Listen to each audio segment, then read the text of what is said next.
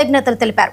మహానాడు కార్యక్రమంలో 2029 సార్వత్రిక ఎన్నికల్లో మహిళలకు 33% సీట్లు కేటాయిస్తామని చంద్రబాబు చేసిన ప్రకటనపై హర్షం వ్యక్తం చేశారు.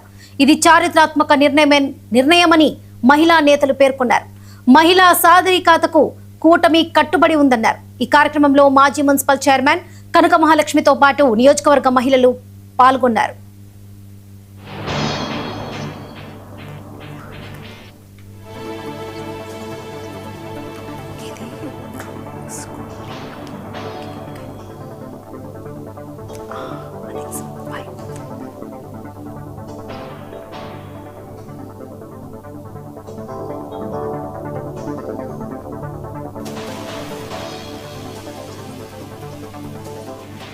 మహిళలకి సీట్లు ప్రకటించినందుకు ఈరోజు మహిళలందరం కూడా అశోక్ బంగ్లాలో పండగ వాతావరణంలో కేక్ కట్ చేసుకొని సంబరాలు చేసుకోవడం జరుగుతుంది.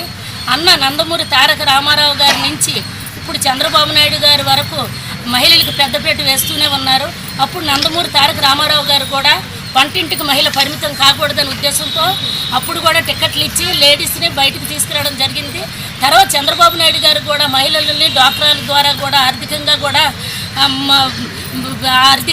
అభివృద్ధి చెందాలనే ఉద్దేశంతో అనేక పారిశ్రామికవేత్తలకు ఎదగాలని డ్వాక్రా సంఘాలను కూడా అతను బలోపేతం చేయడానికి కృషి చేశారు. ఇప్పుడు లోకేష్ బాబు గారు కూడా నిన్న 27-28 జరిగిన మహానాడులో చరిత్రాత్మకమైన నిర్ణయాన్ని తీసుకున్నారు. ఆ నిర్ణయం వల్ల మేము మహిళలందరం కూడా చాలా సంతోషంగా ఉన్నాం. 33% పార్లమెంట్లో బిల్లు కాకపోయినా మేము అమలు చేస్తాం రాబోయే ఎన్నికలు అనడం మా మహిళలందరం చాలా సంతోషంగా ఉన్నాం.